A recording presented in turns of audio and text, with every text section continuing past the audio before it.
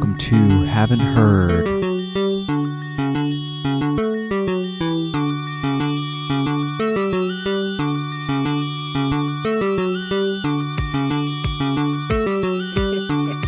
It does seem like there's a little delay, but whatever. I'm sure it'll be fine. All right, we're talking Operation Ivy Energy. Round 2. Bring the heat. This time with energy. Yeah. I think I had some sleepy time tea last time, so I'm gonna take 50% of the blame on that. Yeah, and I think I had a big cup of not giving a fuck last time. That's dedication for you. Yep. So Yeah. This album was released on March of 1989. I couldn't actually find a specific date. Mm-hmm. You know, that's pretty punk rock, so we're going to go with it. Yeah. So the year it came out, and the month it came out, I would have been a 3. So I was like punk rock when I was still in onesies. Not really. I didn't hear this until I was in high school, actually. No, grade school. I take it back. 5th grade is when I heard it. So you had like a studded onesie. Yeah. And chains. Yeah. And you know, the spikes and stuff like that. Yep. Totally. I had no hair, but I was hardcore. I wasn't skinhead either, but yeah. Something. All right, yeah. Something sounds fishy. Yeah. Oh man. Yeah, this is not adding up to be. Anyway. This, I can tell you for sure, this is the single album, and the first song on this album is literally what I define my entire musical career on right now. All based off of walking into my sister's room when I was in 5th grade, and she said to my brother and I, "Hey, you guys want to hear something cool?" And we listened to it on a cassette that was a mixtape, like literally a mixtape. And I remember thinking like, oh my God, this is so awesome. I can't believe how cool this is. Cause previous to this, I had only listened to Harry Belafonte, Weird Al Yankovic, Little Paul Simon, and then like, I don't know, just stuff on records that my parents played for us, or like classic rock on the radio station. But this was like the first time I listened to something that wasn't mainstream, and I was like, oh my God, this is so cool. Yeah, this is the first time you heard something real. Yeah. Something that wasn't fed to you by the man. Yeah. This is where I broke out of the Matrix. Which pill is that? I don't even know. Is that the blue pill? No, this would be the black pill because it's totally hardcore. Punk rock. The black pill. Yeah. Yeah, I don't feel like this album is actually... I hate the whole scene punk rock thing, actually. But, David, that's a really punk rock thing to say. Do you feel like early punkers were like less tamed hipsters? Do you think that hipsters nowadays are just like that same thing of punk rock has held through, except for they're now wearing like cardigans and have beards and shit? I think original punk rock, they were legitimately not caring, but by the time this album rolled around, I'd say the scene was a little more along the same lines of hipster type. Just, it's really cool to be anti-establishment. Yeah. I mean, I could tell you from personal experience, but I was 3 when it came out. So my personal experience is not valid at all. And you kind of depended on the man at that point. I mean, yeah, I was as anti-establishment as you could get. I was more like, yeah, whatever. So when I was in high school, I had a punk band with my brother and our best friend, and we played the first song on this album. That was like one of the first songs that we learned to play in our punk band when we were like 15 and 16 and stuff. I mean, it's not a real hard song to play. The solo is like just one string kind of solo. But I don't know. I didn't care about that. It was more about fast, like angst-fueled music. That pretty much sums up the entire album. All right, we're done. Good job. Yeah. Thank you. Good night. I do feel like it is. It's not links. I think there's some good messages. I think there's a lot of deeper meaning throughout this, and to me it was like the first time that I heard it's kind of like if Bob Dylan were a punk rocker, this is what he would write, and this is what it would sound like, in my opinion. With maybe some more interesting vocals thrown in. Oh hell yeah, yeah. Because Bob Dylan is not known for his vocal prowess. Well, maybe he is, but not in a good way. Well, his lyrical prowess is what he's known for. Yeah, exactly. But I feel like Jesse Michaels is the lyricist and singer in this, and I think he does a great job. He has a very this was one of the first times that I'd noticed like the meter and delivery of words, where it was more percussive than it was about like the old crooner style. Let me tell you something, and I'll kind of embellish the notes I sing it, but it's not really about the words as much. So, are we gonna run through all 19 songs? I don't think we should because they're all so short. Maybe we should just talk about like ones that stick out, or maybe talk about the album as a whole. Because to go through 19 songs, like the album is 36, almost 37 minutes long, and I guarantee we'll probably talk about it longer than that. So if we went through every single album or every single one, it would just be like, not so much. Yeah, that's how you end up with a hour and 10-minute episode of mediocre discussion. Wow. All right, so first song is Knowledge, and when we took a first hack at this album, you challenged me to for every future episode have one Operation Ivy line that I'll sneak into an episode. And this is a good place to start. Well, it's been a week since that, and I actually started trying to do it out in my real life. This is real life. Oh, yeah. Well, okay, out in the work world, and it has gone over very well in my own mind because nobody knows what I'm talking about. It's like an inside joke between you and I, and maybe 3 other people that might listen to this episode. So all 3 people? I don't see them. So in Knowledge, the line is, all I know is that I don't know. All I know is that I don't know nothing. And while it might seem cheesy, that does ring true. Like sometimes, you know, I've been learning a lot of new things recently and in a new profession. And a lot of times I'm like, well, I have no idea what I don't even know. I don't know where to focus my learning efforts. So yeah, I snuck an Operation Ivy, couple Operation Ivy lines out into the real world this last week. All at open houses?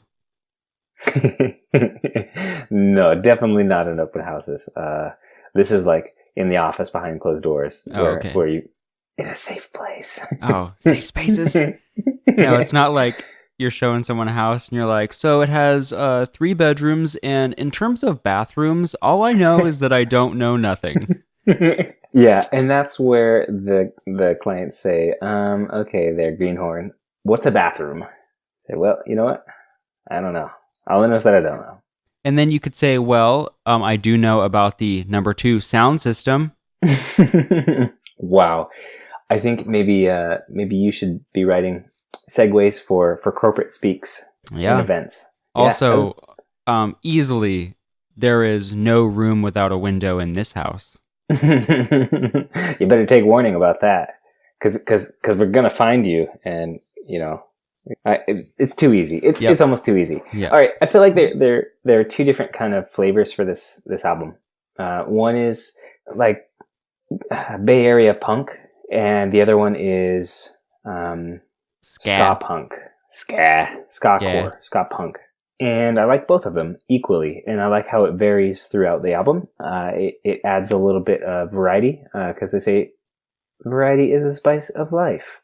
And there's also a variety in our opinions. Yeah. Okay. I like this album, and I know that we assign emotions to music, and when we say we really like something, it's because we attribute those same emotions that we first associated with the music. So it's going to be really hard for me to say I don't like this album or find much to critique in a negative way about it, because it has, like I mentioned, single-handedly launched my musical tastes in my life. Like seriously, down to the minute and 42 seconds of listening to the first song. That it's crazy how much of a lasting impact that can have. And I know that everybody has that song or that album. And okay, how about Adrian? do you have, what was one of your most influential songs or albums that you can pinpoint who you are because of that song or album? All I can tell you is stay Oh. tuned Oh, for God. a future episode Uh-huh. so that we can get into that.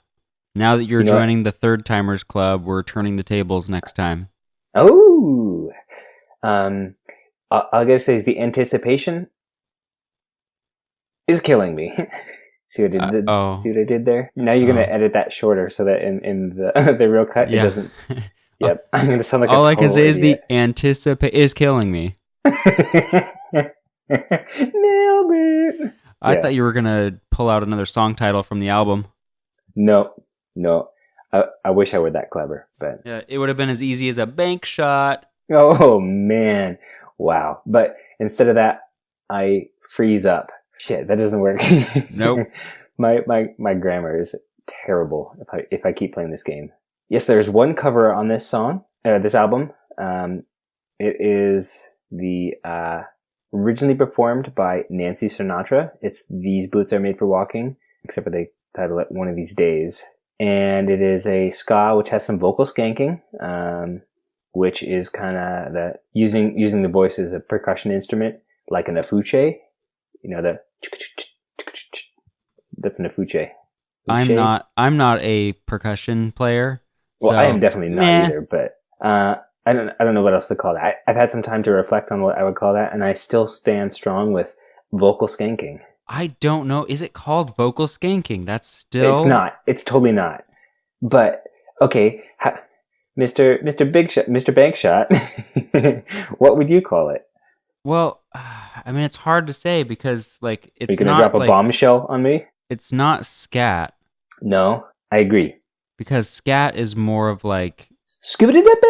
Yeah, it's more of like imitating an instrument instead of just making noise. Okay, vocal skanking is very percussive and it doesn't have notes as in melody attached to it, where I feel like skanking it's percussive yet it has a melody line also. Would you agree? Or on a scale of 1 to 10, how much do you agree? All I know is that I don't know nothing. I know, that's the story of my life. So, okay, total side note. We're doing this kind of like after Halloween. And I was like, okay, well, do I want to have like maybe a little candy, but I don't want to like rustle and, with plastic and then have to deal with the chewing in a microphone. So I was going through the candy bowl and just looking at like all the stuff that gets passed over a million times. So there's like Jolly Ranchers. Awesome. And then there's a banana Laffy Taffy in there. I'm like, hey, I think my kid would have preferred an apple with a razor blade in it over a banana Laffy Taffy. Because at least if you eat the apple with a razor blade, you don't ever have to eat the banana Laffy Taffy. Yeah, right? That's got to be the grossest thing. I feel like the banana Laffy Taffy is like the equal opportunity hire for the Laffy Taffy Corporation. Am I wrong? Tell me I'm wrong. So it's a diversity candy? Oh boy. I'm about to get into an area that is going to be highly offensive. Let's open it up. All right, we're going to dig into it. I feel like it's one of those things where they have that one employee who's trying real hard and you can't quite fire them because they really do. They bring a lot of energy to the team and they have a lot of enthusiasm and you just want to keep them around because you can't replace them and you can't fire them because you don't want to have to pay unemployment. So they're like, okay, well, it's about 4:30 on a Friday and we have a 3-day weekend coming up. We just need to come out with one more flavor for Laffy Taffy. And they don't want to do that thing where it's like the Lay's potato chips where you're going to name your own type, like chicken and waffles or whatever. Wow, speaking of getting into hot water. Oh, yeah. So it's 4:30 on a Friday afternoon, and they just give this poor person the opportunity. And they're like, you know what?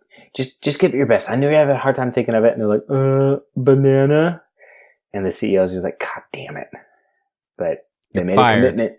Well, no. Well, maybe they fired him, but then out of spite, they're like, well, we might as well do banana as a lasting legacy for so-and-so. Yeah, you're fired, but we're using your idea. Yeah, and we're not paying you for it. I saw this thing that was like, because some of those flavors that people recommend for the Lay's potato chips. Have you seen that competition? Like if you name the winning one, you get $1 million, and I don't know if they give you chips for a year or something like that, but some of them are okay. One of them is like pizza garlic bread, which doesn't make sense because that in a potato chip is just too many combinations. But somebody was doing like a farcical one, and they were like dog farts or lint from your couch. Those are pretty good ones. Haggis. Which is still more enjoyable than a banana Laffy Taffy. Thank you. We have come full circle. Speaking of banana Laffy Taffies, Operation Ivy. Uh-huh. I'm going to say that this album to me, because Jesse Michaels, who is the lead vocalist, he started a band called Common Rider. Oh, okay. Let me take a step back. Operation Ivy pretty much put out one album, and then they were like, well, we're at the peak of our popularity. We can't really do anything else. Let's just disband. And that's the rumor. Could have looked it up. Had 2 opportunities to look it up. I didn't look it up on either of those opportunities, and I'm just going to tell you now that it's fact what I'm telling you. Just believe me. And I have no way to fact check that because I'm only sitting at a computer with Google open. So I believe you. So anyways, Jesse Michaels started a band called Common Rider, which pretty much takes the whole ska. We didn't talk about this last time. He takes the whole ska punk element, and that's what his new band is. And then his name is Lint on Operation Ivy, but it's Tim Armstrong from Rancid, who's the lead guitar player, lead singer. And then Matt McCall, whose real name is Matt Freeman, joins Rancid and plays bass. So it's kind of like Tim Armstrong and Matt Freeman took the punk part, and Jesse Michaels took the ska punk part. And then they each created 2 new groups. The drummer did not do anything after this. Once again, this is something that, like folklore, I had heard that he kind of had just learned how to play drums and didn't really do anything after it. But I thought he held his own through the album. Yeah, I mean, it's not like he's doing solos and stuff, but yeah, no, I thought it was pretty good. I think the shining star of this album is definitely Mr. Matt Freeman. Yeah, he's quite a killer bass player. He's one of my favorite bass players out there for sure. He's one of those guys that can kind of move around the fretboard like he's doing a guitar solo. But yeah, he just cruises. He's really fast. Yep, he's got some good chunky fills. Yeah, not quite like Paul Simon's chunky fills. Chunky fart bass. Farty bass? Yeah, farty bass tone. Yeah, no, the bass on this album actually sounded good. I thought so too. I definitely thought so. The guitars, meh. Really? I liked it. They had no body. They didn't, but it was super raw, and I feel like that was so punk at the time. And I hate saying that, and it's so freaking cliche, but you know, I do like it.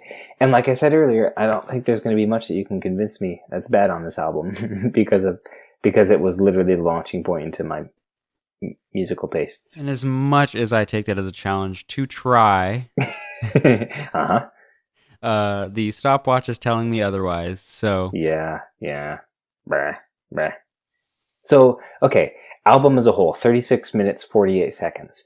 Would you introduce this to somebody as an anthropological explanation of a time period of music?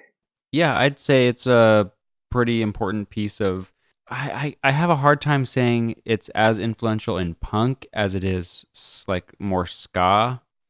Mm-hmm. Because the punk stuff they did doesn't really sound different to me than, most other punk that I've heard from around, I would say, that same time period. But their ska stuff, since I don't know that much about ska and I don't listen or particularly enjoy ska. Oh man! Speaking of challenge accepted, okay. Yeah, I was trying to drop that in real casual. Yeah, does not sneak by me. I feel like it might be more influential there, but that might be just because I've only heard more modern ska, and this was way better. Well, I mean, ska honestly has reggae roots. You can listen to some reggae in the 50s, and they start saying the word ska in some of the songs, and they call it ska. So I mean, ska's not it wasn't like a 70s thing where it started. I mean, it definitely was in the 70s, like with the specials, 70s and 80s, and then, they've had different waves of ska come back and stuff. And once again, I could Google this, but my hands are on my lap rather than my keyboard, and that's just so far to go to figure out where ska started. You got to keep your hands above the table. Yeah, I'm doing some shady dealing, if you know what I mean. Okay, what kind of a demographic would you introduce this to? Granted, it's not a very long album, so they don't have to sit through a whole long time. Would you introduce this to somebody who is a baby boomer? Sure, why not? Okay. I guess it's all like depends on who it is. Yeah, plus, I mean, is it a baby boomer I like? Okay, all right, we're gonna go down this road. It's a baby boomer who you know pretty well. Okay, it's like a distant relative who you still quite haven't figured out yet. There are times where you kind of connect a little bit at family gatherings, and you're like, oh yeah, this uncle's he's all right. But then there are other times you're like, man, he's kind of a dick, really. And he's just really opinionated and close-minded. He thought Sarah Palin was a good politician. Oh, I'll stop you right there. Of course I would recommend this album. Because he needs to broaden his mind. Or just whatever. Even if you don't like it, at least I wasted potentially 36 minutes of your life. Yeah, where you're not doing harm to anyone else. He's like sitting in a room without a window. Oh man, nailed it. Track 17. I bet listening to this album would possibly cause them to freeze up. Oh, track 15. Yeah. In which contexts would you listen to this album? Would you listen to it on decent rotation, or would you just be like, I'm not going to seek it out, but if it's on, I'll listen to it? Yeah, I won't probably consciously put this album on or this band on. Mm-hmm. But if they ever come on, I'll be like, oh, cool. Yeah. I'm gonna get into this right now. You can say, I have heard this when somebody asks you. I am familiar and I will listen now. Yeah, exactly. I had another question, but it escapes me. We're moving on. Okay. Yeah. What is your standout song of the album? I'd probably say Knowledge would be the first one for the punk side. For the ska side, I would say Sound System probably. Sound System just reminds me so much of like what you would hear in an early Rancid band practice. And I'm a big fan of Rancid, so... That's a road we don't have to go down, right? Not this round. Of the albums we've done, we've agreed on most things. We've had just minor differences in opinion, but we need to do an album where one of us just absolutely abhors the band or the album, and the other one actually likes it, because it will make some pretty interesting conversation. So this will be the only time in my life I will ever say, I really wish I liked Creed, so I could present to you a Creed album. Sadly, I've probably heard way too much Creed to say that I am not familiar with them for this podcast purpose. Yeah. Or Nickelback. And I don't really know if I know the difference between the two of them well enough. But other than that, I don't like either of those groups. Do you like either of those groups? Not to throw you under the bus. Is this a trick question? What am I supposed to say? Tell me about your fascia. No? Yeah. I heard an upward inflection. Yeah, I'm looking to the left to see if anyone's signaling me. I don't see anyone. Is that how it is? If you look to the left? No, the teleprompter isn't working right now. I don't know what I'm supposed to say. Yeah. Somebody put a question mark on the end, and you just read the teleprompter verbatim. So if we were to break this episode itself, we're going to get meta here. If we broke this episode down itself and broke it down in time spent talking about Operation Ivy and time spent talking about Banana Laffy Taffys, I think Banana Laffy Taffy is coming off here with some pretty sweet free plugging. Yeah, who owns Laffy Taffy? I'm going to see if we can get a ad deal. I'm going to say it's probably the Wonka, which is probably part of Mars. Oh, the Wonka? The Willy Wonka, the subsidiary. Isn't it Willy Wonka that does like nerds and that kind of stuff? I don't know. Are you calling me a nerd? I think that the negative connotation for the word nerd has kind of gone away a little bit. Yeah, thanks, Big Bang Theory. Well, do you watch that show? Fuck no. I've never seen it. You know what? If I wanted to waste 36 minutes of my life... Waste? That breaks my heart. I would much rather listen to this album.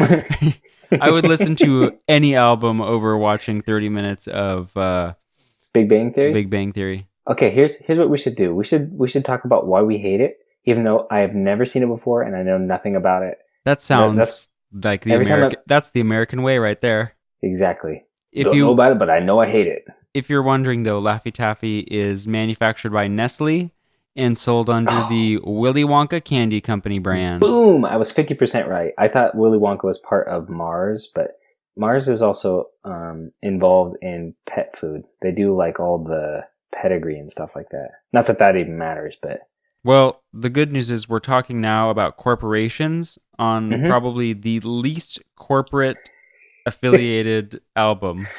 yeah, these not that these guys were like anti-establishment, but they were definitely like kind of wake up and open your eyes. I thought they had pretty political lyrics.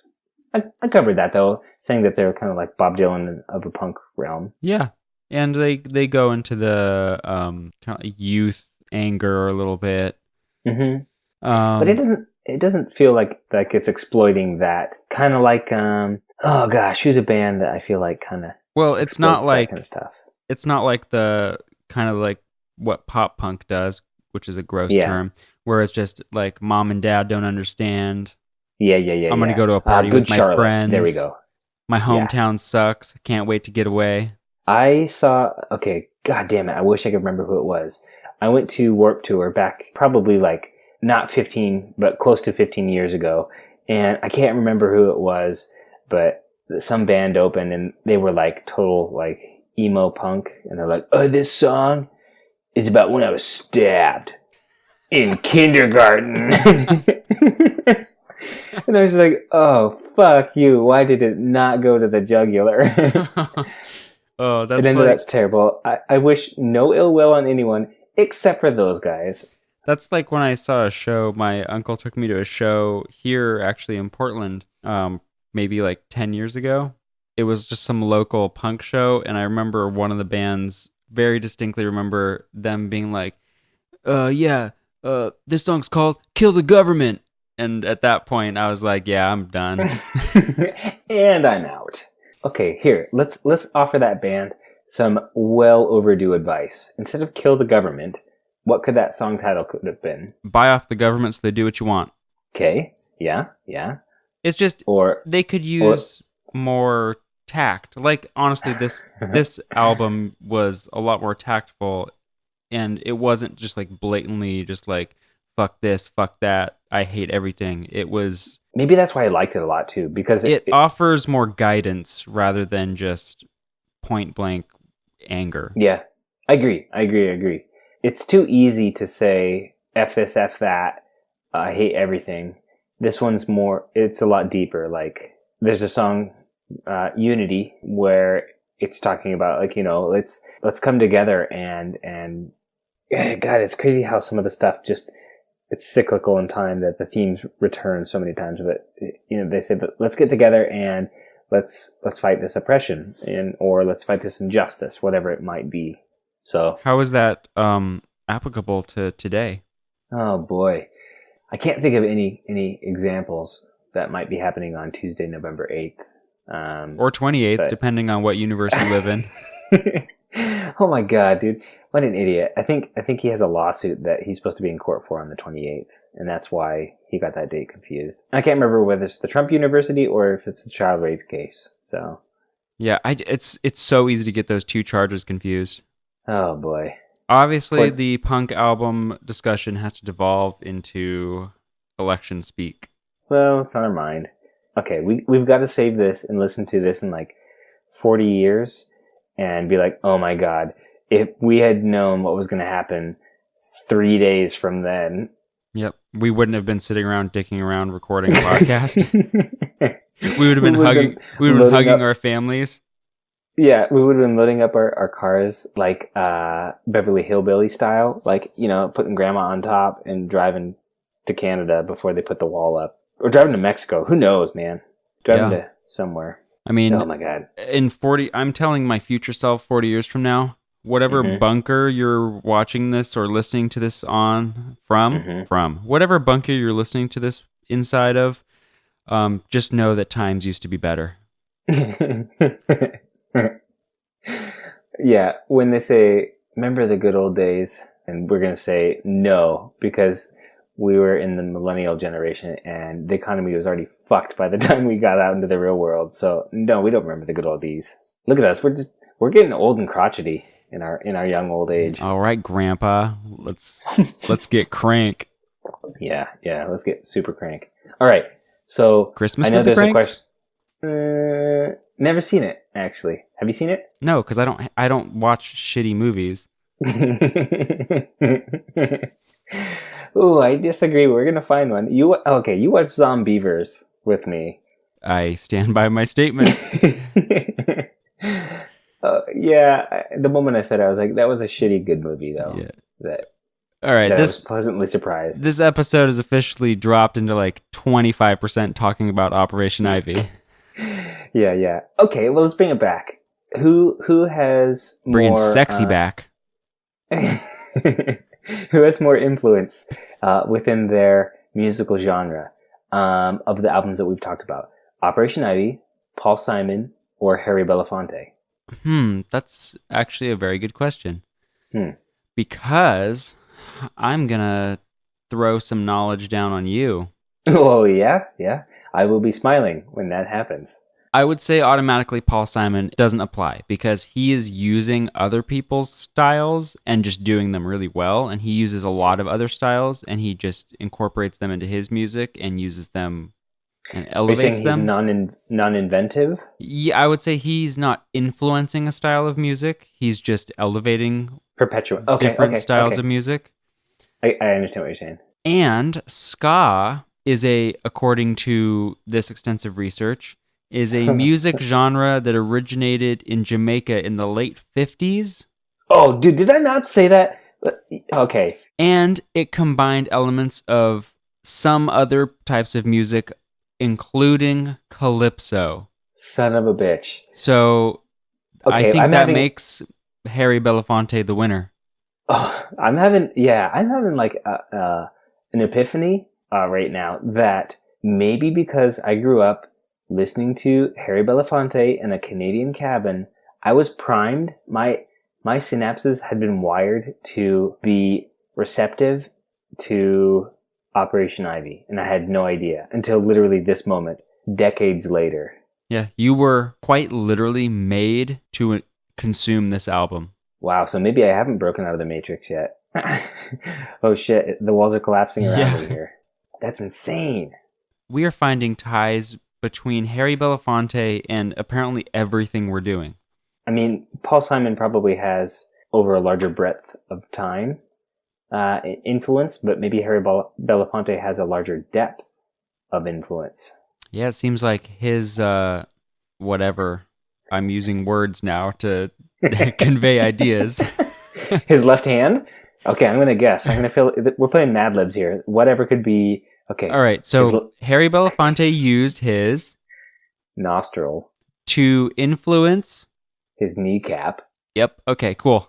we are terrible at Mad Libs. Okay, when I played Mad Libs, we'd usually be playing it in a car ride, and inevitably I would try to put fart into every single blank that we could because of the age I was. And I was not 22? 21. Yeah, I was not 22. Yeah, take a few decades off. Well, take a decade and a half off of that. Talk about like kind of a lame game though. Like, especially now that you play like Cards Against Humanity, Mad Libs are just mediocre. Well, they're made for children. Have you watched or heard other children things of all ages that were made for children? Because they're not particularly enjoyable.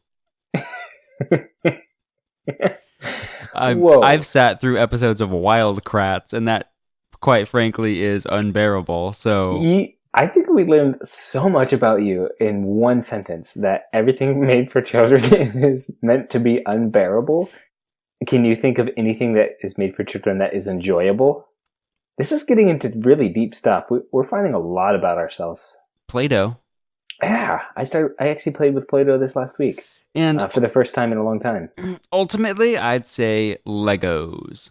Oh, okay. Except for when you're a parent and you step on them in the middle of the night.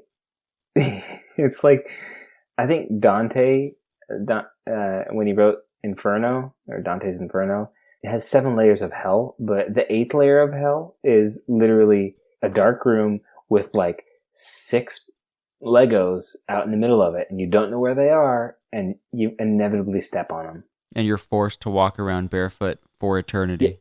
Yeah, because you're trying to find your shoes. Big hint, your shoes aren't even there. But you don't know that because it's hell. You ever think about things like that? Like if like those old classics could be written with and brought into the modern world. So like the 4 Horsemen of the Apocalypse, if they had Google Maps or like iPhones, or like any biblical figure with Snapchat. Like what if Jesus had Snapchat? Yo man, check out this water. Boom! No, it's wine. Yeah, like vines of Jesus mooning people through drive-through windows. Or ghost riding a whip. Yeah, ghost ride the whip, Jesus. But Jesus, you're already a ghost. Oh, only for 3 days, bitches.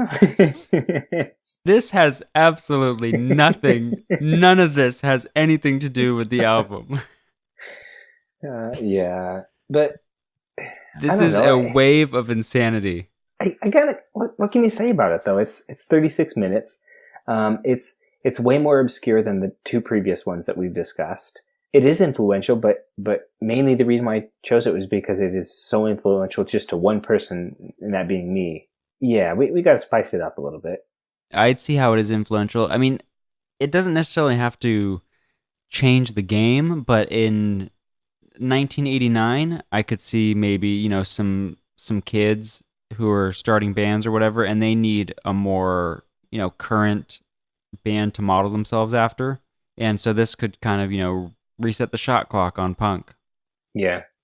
I mean, it influenced my brother and our best friend and I, to start a punk band. And the first song we learned was the first song on this album, probably 13 years later. No, sorry. It was probably about 13 years later after this album came out. I mean, what was something that came out 13 years ago? Was that like Mambo Number 5? Was that influential for you? No, that came out, and no, it wasn't, and that definitely came out before 2003. Okay, let's Google this. Top track of 2003. Mambo Number 5, by the way, was released in 1999. This is pre-9/11 party song. Whoa. Jeez, I don't know any of these songs. Oh, here's 50 Cent. The top song in 2003 was In the Club by 50 Cent. The number 2 song was Ignition by R. Kelly. Oh, if only they knew. It wasn't remixed to Ignition? It was the original Ignition? It was the original. Yeah. Oh, wow. Wow, a lot of these are garbage. And not the band Garbage. that was a few years before that. 'Cause I actually really like the band Garbage. They're still around, by the way. Do they still tour? Do you know? Yep, they are like touring the world currently, I believe. If they come anywhere between Bellingham and Portland, we should go see them and then do like a live before and a live after podcast about it. Sure, why not? Yeah. Ooh, hot songs of 1989. Ooh, yeah. Every Rose Has Its Thorn. Oh, God, I hate Bret Michaels so much. You know when he did that stupid-ass show, Rock of Love? Well, I know about it. I didn't ever witness it. Once again, we're gonna learn a lot about ourselves here on this podcast. I watched a couple episodes, not seasons, a couple episodes, and I was just so appalled. It was like the 2016 election. You can't look away because it's seriously a train wreck. But Bret Michaels wore a hat, or like a cowboy hat, or a bandana the whole time, and then when you finally saw him without that, you're like, oh God, you need to put that head covering back on because you look so terrible. Well, at least it explains it. Yeah, but he looks rough. Like a Prayer. Madonna, yeah. That was also 1989. I'm not a big Madonna fan. That would be one. Do you like Madonna? Not particularly. Okay, well, damn it. I was hoping that you liked it so we could do an album where one of us dislikes and one likes. What else? We Didn't Start the Fire. I like Billy Joel.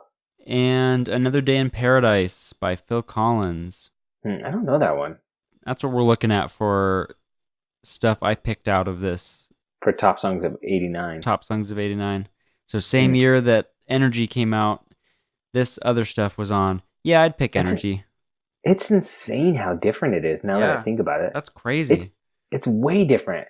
Maybe my meter is totally messed up on it, but do you feel like Knowledge, or I'm sorry, do you feel like the Operation Ivy album does it feel more modern? It's like less synthy. Yeah, it just feels way more. It Not, feels way more modern. It feels like yeah. just grittier and more real. It feels closer to me than any of those songs feel. Yeah. I have a connection to all those songs except for the Phil Collins one, because at work, where I worked at a grocery store for a long time, I would choose the music when the owner wasn't around, and it was always 80s music because it was the only thing I could tolerate all day long. So I some of those songs I don't mind. They're a little peppy, but I would have much preferred to listen to this. But this isn't like music for the masses, in my opinion. Well, okay. Do you think this is music for the masses?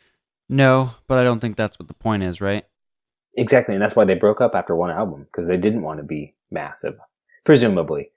Which I still could look up, but I haven't because Well, I mean, that's debatable because Rancid, yeah, I mean, they're a pretty popular band. yeah, oh yeah, for sure, Not in my heart, but in other people's hearts. for sure. Are there any other bands that you would compare these guys to throughout any historical time period of music? Not really. Do you think the Beatles, if they had been 30 years younger and started releasing their stuff 30 years later than when they actually started, Way to slip this in. 30 or 40 years or so, do you think that they would have been less or more influential than Operation Ivy? No, I think they would have gone, unfortunately, I think they would have gone more the route of Poison. So, Oh, yeah. yeah, I don't think you'd want to risk that. Yeah, or Sticks with 2X? Yep. So Yeah. it's better not to risk decade jumping the Beatles over here. Yeah, ugh, yeah. What do you think? What do you think Paul McCartney's stage name would have been? Because if Tim Armstrong is Lint, what was Paul McCartney? Jeez. Festering sore. Yeah. He could have been Turf Toe. I don't. What are things about Paul McCartney that I should know? He's been in a lot of car accidents. All right. he's a terrible driver. Wheelman. Leadfoot? Yeah, maybe. What about John Lennon with 3 eyes? Is that rough?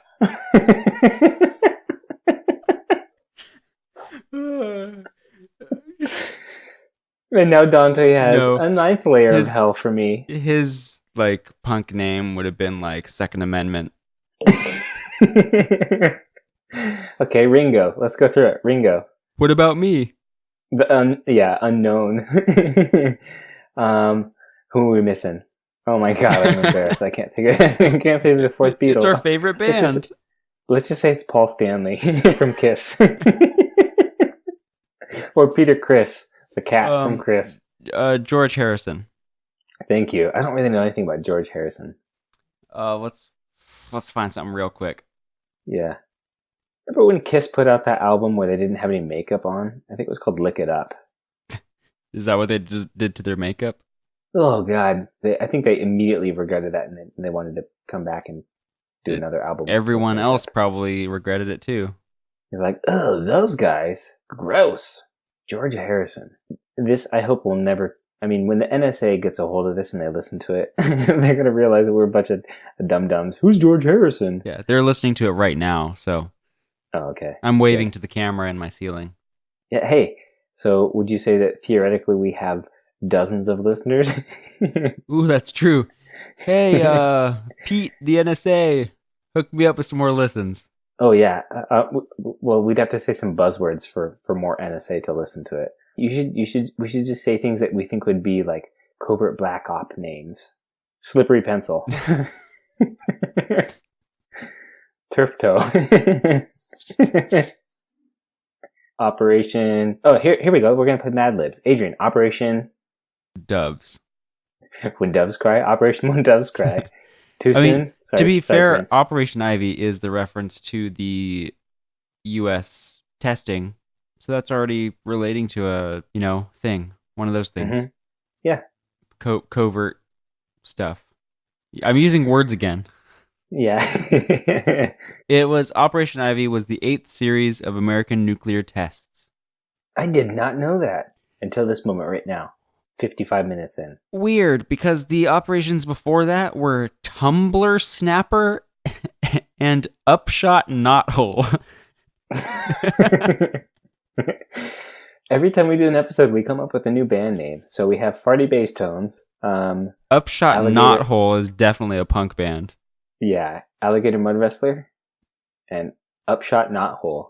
That Maybe sounds those are albums. That sounds illegal. Yeah, like you could get arrested in Kansas for that, or Texas, Yeah, 10 like wacky state laws. for being touched below the Bible Belt, if you know what I mean. Poor NSA.